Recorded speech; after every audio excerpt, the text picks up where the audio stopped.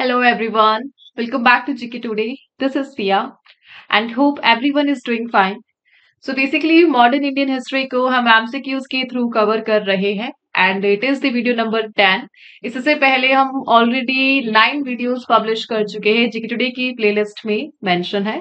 And the most important thing, all these questions are part of 40,000 MCQ series which is available on GK today application. And आज का जो topic रहने वाला है that is East India company rule, the revenue reforms etcetera. इससे पहले जो 9 classes हमने कवर करी है, काफी इंपॉर्टेंट क्लासेस है, उन्हें आप कवर कीजिए, देन आप इसे वॉच कीजिए। सो स्टार्ट करते हैं and the first question of the day is During the times of Governor General Lord Ellenborough, which among the following acts declared slavery as illegal?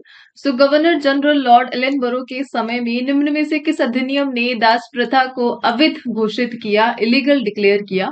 And answer is option number B, act 5, right. So 1843 में act 5 को पास किया गया था and इस act के through जो slavery है, दास प्रथा, उसे इलीगल घोषित किया गया। और उस टाइम पर ब्रिटिश इंडिया के जो गवर्नर जनरल थे that is Lord Ellenborough, right. Lord Ellenborough से रिलेटेड एक फैक्ट यहाँ पर हम डिस्कस कर लेते हैं। बेसिकली लॉर्ड एलेनबरो की इंडिया में एंट्री होती है एज ए गवर्नर जनरल जब चल रहा था एंग्लो अफगान वॉर।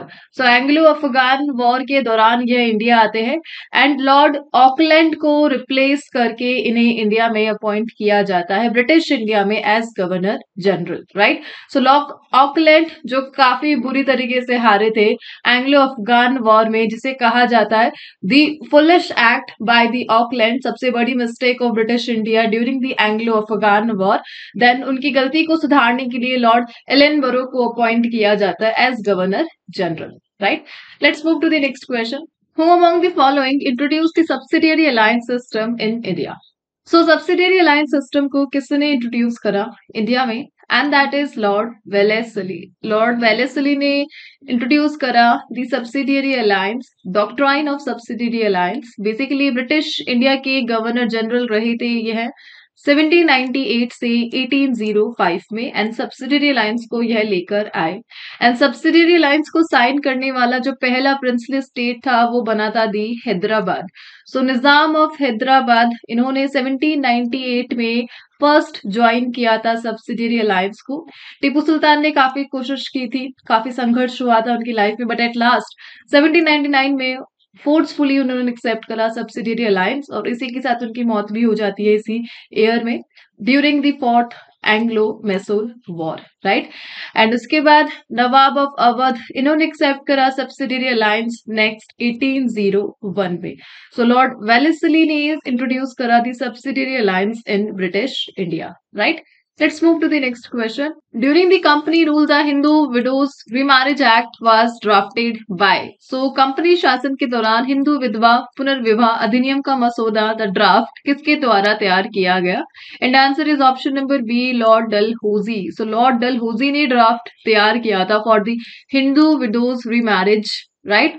और 25 जुलाई 1856 में इसे एनेक्ट कर दिया गया था under British East India Company, right. So इस प्रकार जो हिंदू विडोज है उनकी रीमैरिज को लीगलाइज किया गया, इसके लिए लॉ बनाया गया और लॉर्ड डलहौजी ने इसका ड्राफ्ट बनाया था। सो सिंपली आपको ध्यान रखना है, जब 1857 की क्रांति हुई थी, 1857 की क्रांति या 1857 रिवॉल्यूशन, उससे जस्ट एक साल पहले 1856 में लॉर्ड डलहौजी ने रीमैरिज एक्ट को पास करवा दिया था। Let's move to the next question. Under which among the following treaties the British East India Company secured the Diwani rights of Bengal, Bihar and Orissa? सो निम्न में से किस संधि के तहत जो ब्रिटिश ईस्ट इंडिया कंपनी है उन्होंने सिक्योर करे द दीवानी राइट्स बिहार के, बंगाल के एंड उड़ीसा का? So basically it's a plan of the Robert Clive, the mastermind. So treaty हुई थी basically after the battle of Buxar. So battle of Buxar ये कंप्लीट हुआ था 1764 में, जिसमें ब्रिटिश ईस्ट इंडिया कंपनी जो बंगाल रीजन है completely British East India company के अंडर आ गया था। एंड उस दौरान उन्होंने जो डिफरेंट डिफरेंट राजा थे फ्रॉम बंगाल, बिहार, उड़ीसा, उनसे ट्रीटी साइन कराई, द ट्रीटी ऑफ इलाहाबाद, जिसे 16 अगस्त 1765 में साइन करवाया गया बाय द रॉबर्ट क्लाइव। और इस प्रकार बैटल ऑफ बक्सर 1764 में कंप्लीट हुआ था, जिसमें उस टाइम पर जो बंगाल के नवाब थे मीर कासिम, जो जिन्होंने विद्रोह किया था इनके खिलाफ, वो हार चुके थे। एंड रॉबर्ट क्लाइव ने इस प्रकार जो मुगल एम्परर थे शाह आलम सेकंड, उनके साथ ट्रीटी साइन करी। जो नवाब थे अवध के शुजादुल्ला, उनके साथ ट्रीटी साइन करी।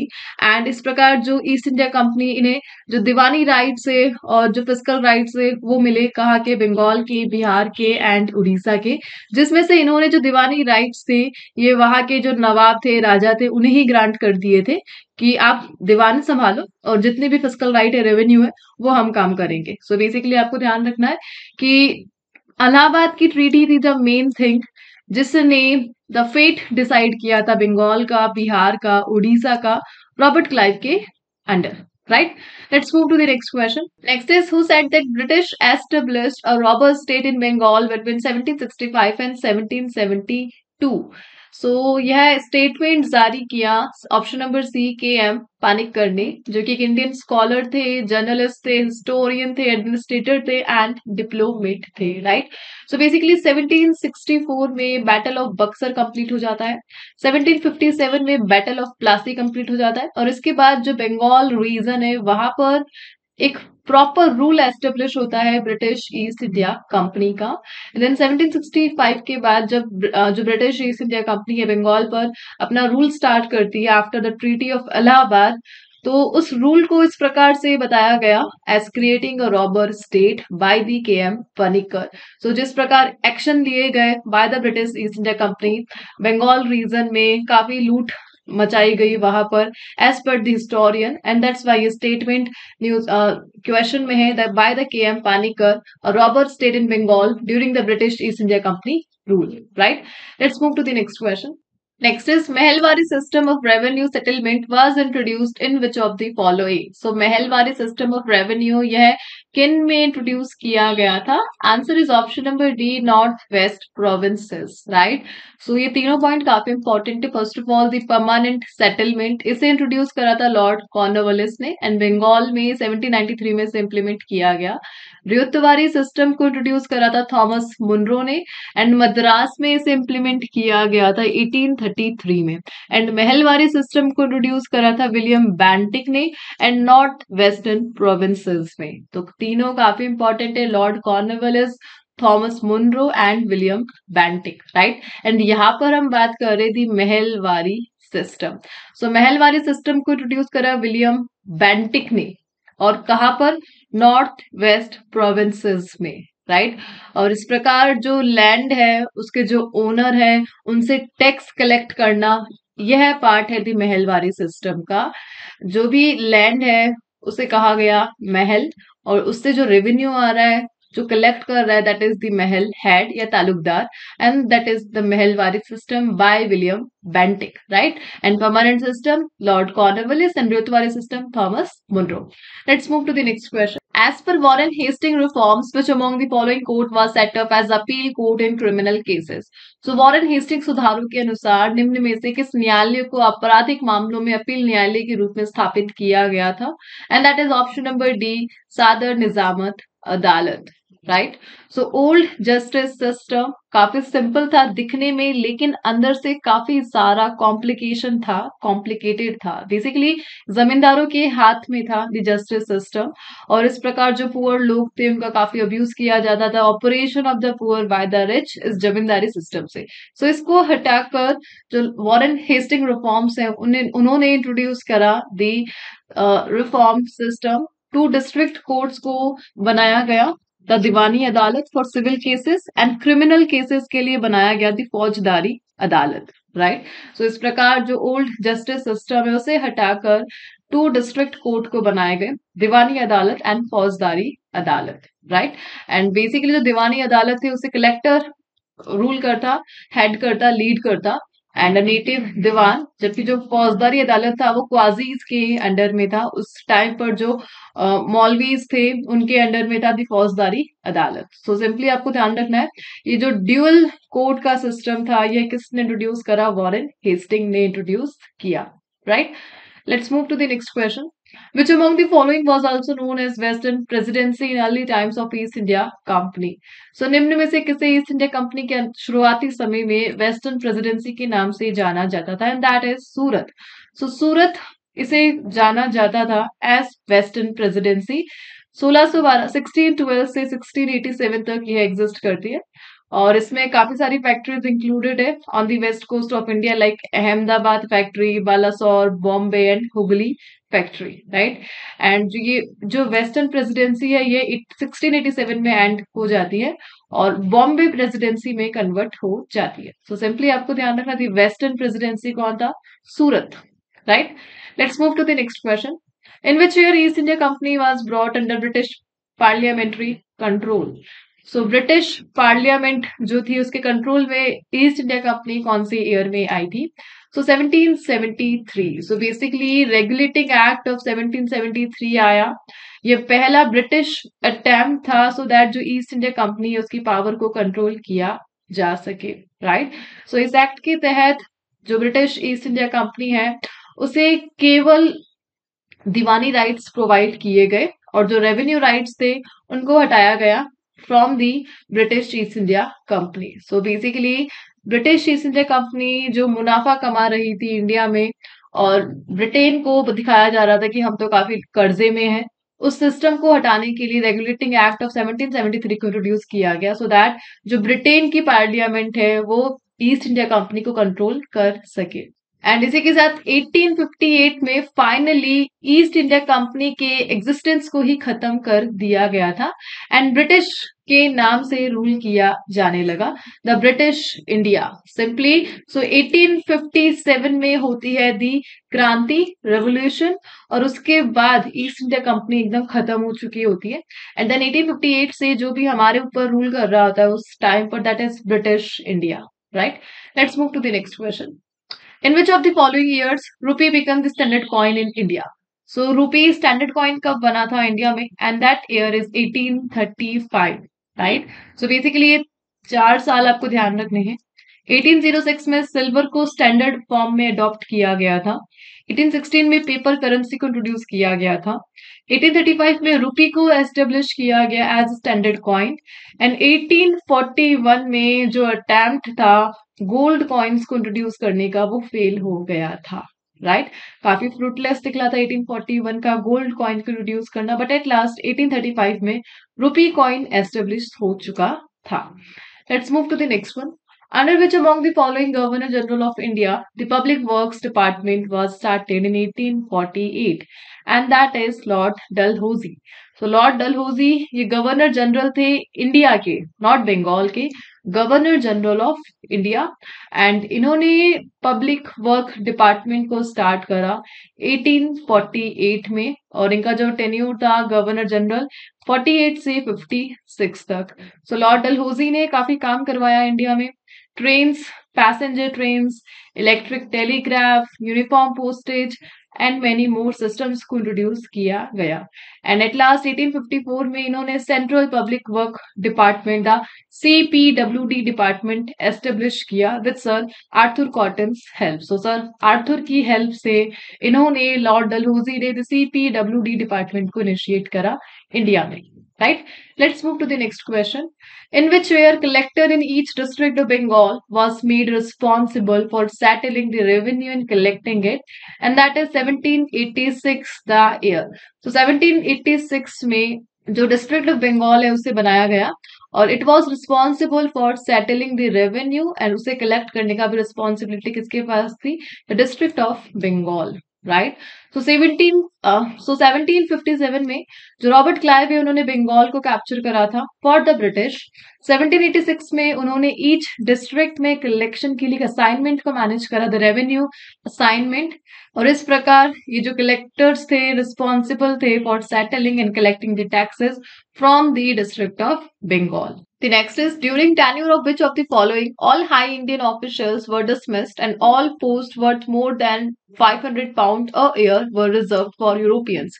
सो निम्न में से किसके कार्यकाल के दौरान सभी उच्च भारतीय अधिकारियों को बर्खास्त कर दिया गया और 500 पाउंड प्रति वर्ष से अधिक मूल्य के सभी पद यूरोपीय लोगों के लिए आरक्षित कर दिए गए, और यह किया था लॉर्ड कॉर्नवालिस ने। सो इंडिया में द इंडियन सिविल सर्विस, इसका श्रेय किसको जाता है? लॉर्ड कॉर्नवालिस को चाहता है एंड जाता है बेसिकली इन्होंने क्या किया था कि जितने भी हाई पोस्ट वाले इंडियन ऑफिशियल्स थे उन सबको डिसमिस कर दिया था, और जितनी भी पोस्ट थी जिनकी सैलरी 500 पाउंड से ऊपर थी उन्हें यूरोपियंस के लिए रिजर्व कर दिया गया था। सो बेसिकली ब्रिटिश इंडिया में यूरोपियंस को प्रमोट करने के लिए एक टेक्निक, एक सिस्टम को इंट्रोड्यूस किया बाय द लॉर्ड कॉर्नवालिस, और इस प्रकार इंडियन सिविल सर्विसेज स्टार्ट करने का जो श्रेय है वो लॉर्ड कॉर्नवालिस को जाता है। और इस प्रकार इंडिया में जितनी भी मॉडर्न एडमिनिस्ट्रेटिव प्रैक्टिसेस हैं इसको स्टार्ट करने का जो भी क्रेडिट है वो लॉर्ड कॉर्नवालिस को जाता है। Let's move to the next question. Who among the following made English the court language, replacing the Persian language? Right? So निम्न में से किसने फारसी भाषा के स्थान पर अंग्रेजी को अदालत की भाषा बनाया? And that is done by Lord Bentinck. So English education act इसे 1935 में पास कराया गया एंड लॉर्ड बेंटिक ने इंग्लिश को बना दिया the medium of instruction, right? और जो पहली वाली लैंग्वेज थी द पर्सियन उसे रिप्लेस किया गया with English in the higher courts, right? Let's move to the next question. Collection of land revenue through zamindars on behalf of the East India Company was called as. So east India company की ओर से जमींदारों के माध्यम से भू राजस्व संग्रह को क्या कहा जाता था? और इसे कहा जाता था द परमानेंट सिस्टम। सो अभी हमने डिस्कस करा परमानेंट सिस्टम, इसे किसने इंट्रोड्यूस करा है? लॉर्ड कॉर्नवालिस ने इंट्रोड्यूस करा है the permanent system of Bengal 1793 में, राइट? सो बेसिकली सिस्टम के थ्रू इस प्रकार के एग्रीमेंट बनाए गए थे जिससे जो रेवेन्यू है उसे फिक्स किया गया between the East India Company and landlords. So basically zamindar ये रेवेन्यू कलेक्ट करते थे ईस्ट इंडिया कंपनी के लिए, कहाँ पर? बंगाल में, बिहार में, उड़ीसा में, and that is permanent settlement by Lord Cornwallis. Next is which among the following is not correctly match. So चार स्टेटमेंट आपको गिवन है, you have to identify which one is right and which one is wrong, and answer is option number D. Option number D is wrong. So जो first Sikh war था Lord heading के time पे हुआ था, right? Second Sikh war Lord Dalhousie, and fourth Mysore war Lord Wellesley. और permanent settlement यह तो Lord Cornwallis ने इनिशिएट करा है, अभी हमने देखा था इंट्रोडक्शन ऑफ परमानेंट सेटलमेंट यह लॉर्ड कॉर्नवालिस ने किया था 1793 में। Next is, during British era, East India Company had established botanical gardens at 4 locations as centers for improving botanical knowledge and experimentation under the local governments. Which among the following is not among them? So वनस्पति जो garden थे ज्ञान और प्रयोग में सुधार के लिए टोटल 4 लोकेशन को एज सेंटर बनाया गया था सो दैट जो बोटेनिकल नॉलेज है उसे इम्प्रूव किया जा सके, एंड लखनऊ यह ऐसा प्लेस नहीं है उन 4 में से। बेसिकली ईस्ट इंडिया कंपनी ने बोटेनिकल गार्डन्स को सेटअप किया था, कहाँ पर? सिबपुर में, पुणे में, सहारनपुर में एंड मद्रास में, लखनऊ में नहीं किया गया था। Basically botanical survey of India इसे ईस्ट इंडिया कंपनी ने स्टार्ट करा 1890 में, और इनका जो मेन एम था बोटेनिकल रिसर्च को प्रमोट करना and plant conservation. Let's move to the next question. Who among the following is considered to be the first finance minister in British India, who also founded the Economist magazine and the Standard Chartered Bank, and that is James Wilson. So James Wilson ये British India के first finance minister रह चुके हैं, एक famous Scottish businessman थे ये हैं। इन्होंने स्टैंडर्ड चार्टर्ड बैंक को फाउंड करा जिसे स्टैंडर्ड बैंक के साथ मर्ज कर दिया गया था 1969 में, और इस प्रकार इंडिया का पहला बजट इन्होंने बनाया, एक्चुअली ब्रिटिश इंडिया का पहला बजट 1860 में, एंड इकोनॉमिस्ट वीकली को इन्होंने फाउंड करा, दैट इज जेम्स विल्सन, इनका नाम इंपॉर्टेंट है, and the first finance minister of British India, right? Let's move to the last question of this session. After the permanent settlement, what fraction of the revenue derived by the zamindars to the company was to be remitted? सो स्थायी बंदोबस्त के बाद permanent settlement जिसे Lord Cornwallis ने initiate करा था, and जमींदारों द्वारा कंपनी को प्राप्त राजस्व का कितना अंश भेजा जाना था, and that is 89%, right. So permanent settlement को 1793 में लॉर्ड कॉर्नवालिस ने स्टार्ट करा बंगाल, बिहार एंड उड़ीसा, और इस एग्रीमेंट के तहत ईस्ट इंडिया कंपनी और बेसिकली बंगाल के जो लैंड लॉर्ड्स थे उनका एक फिक्स्ड स्टेट रेवेन्यू था दैट इज 89%, और जिसमें से जो लैंड लॉर्ड्स है वो 11% रखते थे। तो जितना भी रेवेन्यू आ रहा है उसमें से 89% तो जाएगा ब्रिटिश ईस्ट इंडिया कंपनी की पॉकेट में, एंड 11% लैंड लॉर्ड अपने पास रखेंगे, राइट। सो इसी के साथ 20 क्वेश्चन सीरीज को हम यहाँ पर एंड करते हैं from the modern Indian history. And session आपको अच्छा लगा है तो प्लीज आप इसे लाइक एंड सब्सक्राइब करना मत भूलिएगा। And the most important thing, ये जितने भी क्वेश्चन है they are the part of 40,000 MCQ series which is available on GK today application app only. So basically modern Indian history को हम एमसीक्यूज के थ्रू कवर कर रहे हैं। इससे पहले ऑलरेडी 9 वीडियोस अपलोड हो चुके हैं जीके टुडे की प्लेलिस्ट में मेंशन है, and this is the video number 10, right. So मिलते हैं नेक्स्ट सेशन के साथ। Till then please do revision and take care.